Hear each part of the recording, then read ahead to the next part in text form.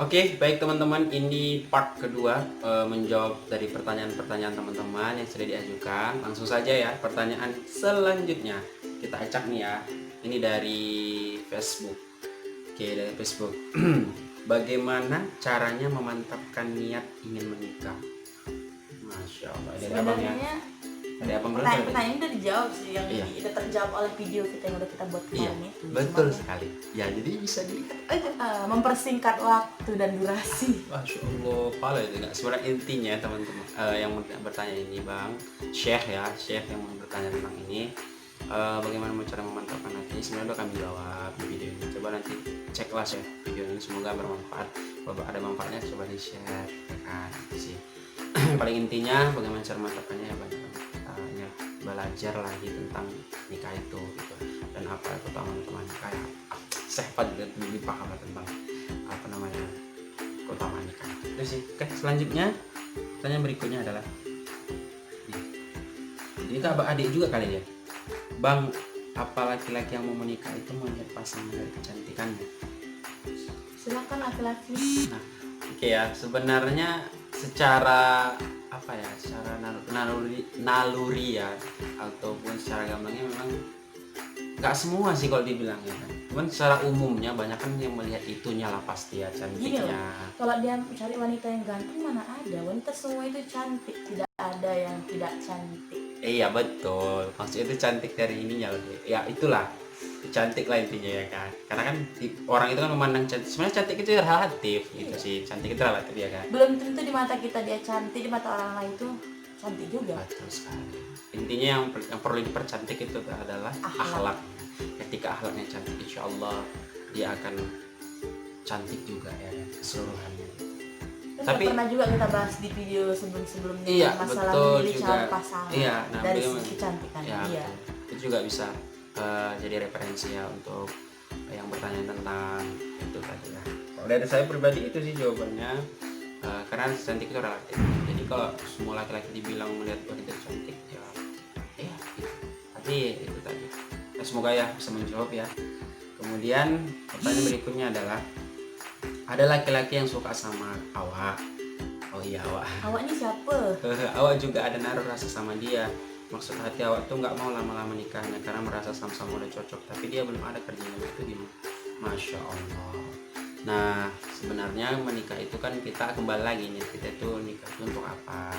Kita lihat kalau memang dia sudah baik secara agamanya gitu kan, kenapa tidak? Masalah kerja atau tidak kerjanya itu kan bisa ya membangun sama-sama. Saya pribadi juga masih kuliah gitu kan, menikahi seorang akhwat ya kan, yang luar biasa gitu kan, sangat-sangat berbeda lah dari saya pribadi gitu kan, dari secara finansial gitu.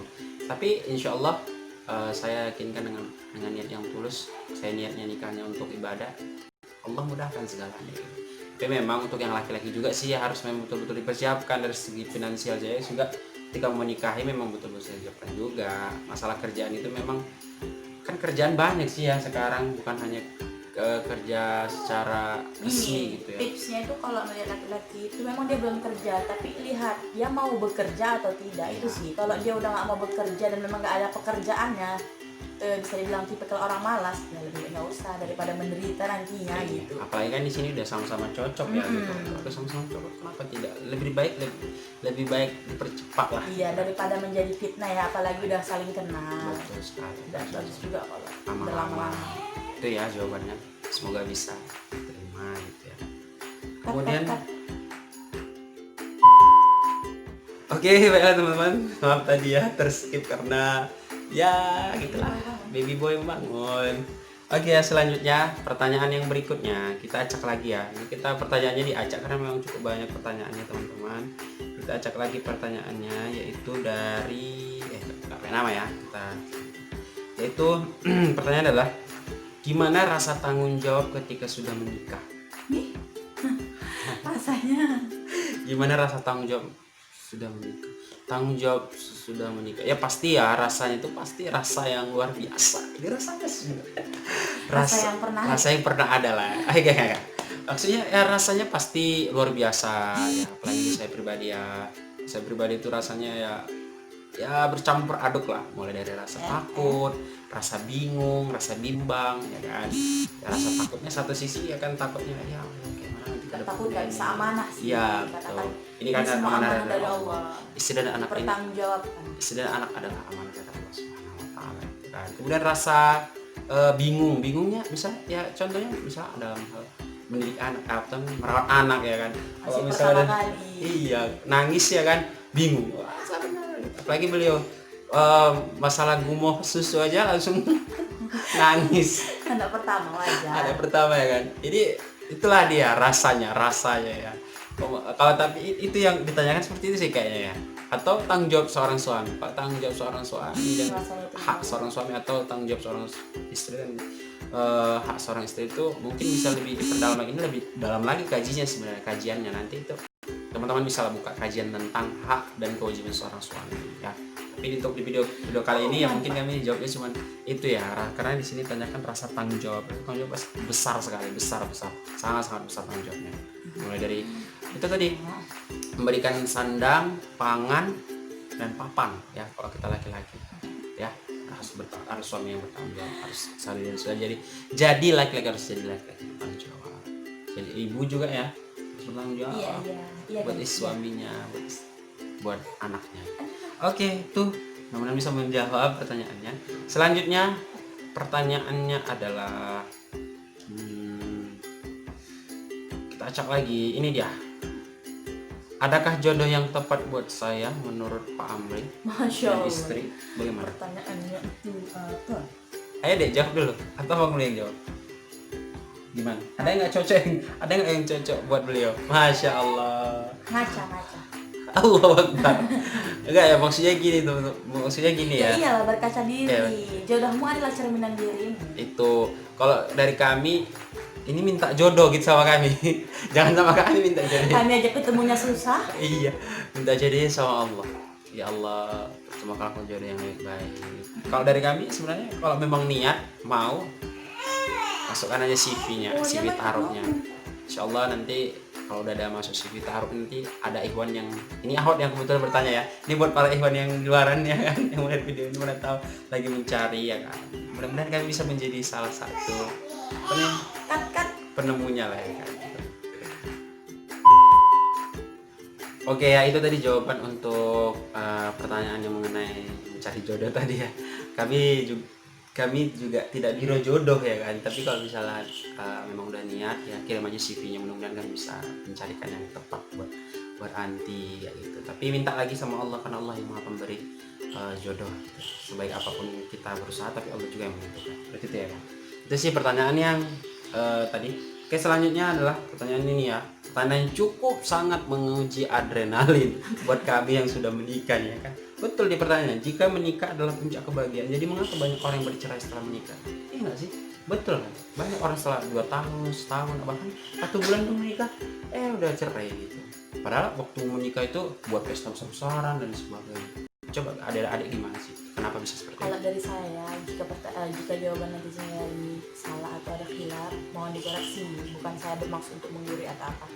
Nah, mengapa banyak orang yang sudah menikah bahkan berpuluh-puluh tahun itu lalu bercerai? Itu karena yang pertama, pernikahan mereka itu tidak dilandasi dengan karena Allah. Karena kan tujuan dari pernikahannya adalah untuk semakin mendekatkan diri kepada Allah, menyatukan dua orang untuk menuju kepada Allah gitu, dan menciptakan generasi-generasi yang pada akhirnya harus menuju ke Allah gitu. Nah, terus yang kedua yaitu kenapa bercerai?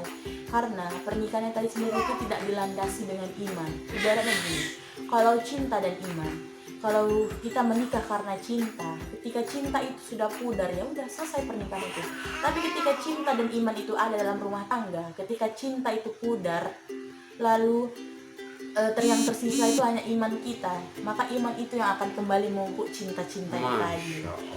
Namun sebaliknya, jika iman itu yang pudar, maka tinggal tersisa cinta itu nggak kuat, tapi yang kuat adalah iman. Jadi kalau imannya sudah hilang, ya udah cintanya pun akan ikut memudar, seperti itu. Iya, betul. Kalau menurut adik ya, Iya. menurut abang sih kenapa seperti itu ya? Karena kan dikatakan bahwasanya menikah itu adalah puncak kebahagiaan. Kenapa bercerai? Intinya itu sebenarnya adalah qadar Allah mungkin yang sudah Iya. menentukan. Mungkin ya sampai situ mungkin jodoh mereka gitu kan, kita nggak pernah tahu kan. Itu sih kalau dari abang pribadi intinya itu. Ya oke, mudah-mudahan itu bisa menjawab. Next, selanjutnya pertanyaan berikutnya adalah, Assalamualaikum Bang Kak, kalau orang tua kurang paham atas ta'aruf, kita sebagai anak perempuan yang lagi insya Allah proses hijrah menjelaskannya bagaimana? Ini tuh adik nih, bagaimana? Kalau dari Orang tuanya kurang paham nih gitu kan, proses ta'aruf itu gitu, gimana cara menjelaskannya, sementara kan adik itu lagi proses hijrah. yang pertama yaitu jangan terlalu langsung gini, ta'aruf itu seperti ini, ta'aruf itu dalam Islam seperti ini, tidak boleh yang namanya ini seperti, jangan langsung seperti itu seolah-olah kita sedang Menggurui ya, menceramahi di atas mimbar gitu. Orang tua itu langsung seolah-olah Mungkin ada mimbar lah, ahwat dari mimbar. enggak, seolah-olah seperti itu loh, seperti orang yang sedang menceramai di atas mimbar gitu, atau sedang kayak mana gitu Pidato lah, lagi. itu namanya pidato gitu. Jadi jangan seperti itu kok di depan orang Orang tua. tua. Di depan orang tua itu jangan seperti itu. Ya, terus Jadi gimana cara menjelaskan yang baik menurut adik? ya udah. Yang penting jangan seperti itu ya, jangan seperti itu.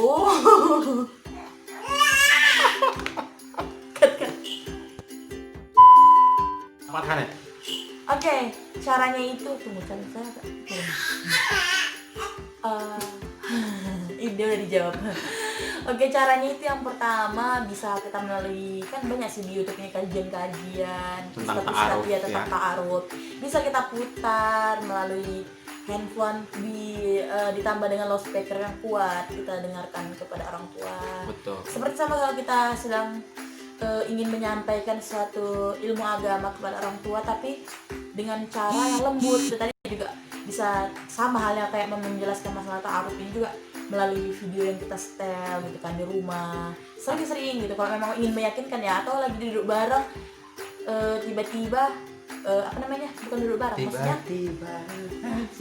bukan kayak gitu. Oh, kayaknya. Maksudnya itu kalau lagi duduk bersama gitu atau gimana lah gitu momennya yang Yang pas tenang gitu, yang pas dijelaskan pelan-pelan. Atau Pelan-pelan. bisa juga ini dengan orang terdekat ya, bisa ada kakek, mbah gitu kan. atau kita Dipercaya. punya ustadz itu sendiri Ah. gitu, bisa main-main ke rumah gitu minta tolong, tentunya juga dengan Jelas. istrinya ya, Betul. bukan istri sendiri yang takutnya dikira mau melamar pula ya. Betul. Iya itu ya. Heeh. Mudah-mudahan itu bisa menjawab pertanyaan dari teman kita ini. Ini pertanyaan dari YouTube ya. Oke. Selanjutnya pertanyaan berikutnya adalah, kalau kita nikah sama orang muslim itu gimana hukumnya? Haram, Jelas haram. dan kalau dilanjutkan terus itu hukumnya jatuhnya berzina. Berzina, betul. Tapi kalau orang non muslimnya masuk Islam ya tidak masalah. Masya Allah. Masya Allah, kita menarik satu orang untuk masuk ke agama Allah. Betul sekali. Insya Allah Allah akan bangunkan ya. Kajinya. Jadi itu ya, mudah-mudahan ini bisa menjawab pertanyaan ini. Itu hukumnya haram. Kalau masih non muslim, karena dalam Al-Quran itu sangat-sangat tegas dijelaskan, nikahilah yang seagama denganmu, gitu kan. Oke, mungkin itu ya yang bisa dijawab dari pertanyaan teman-teman dari apa namanya, dari WA, Instagram, YouTube, Facebook. Masih banyak lagi, masih ada, masih banyak lagi. Oke.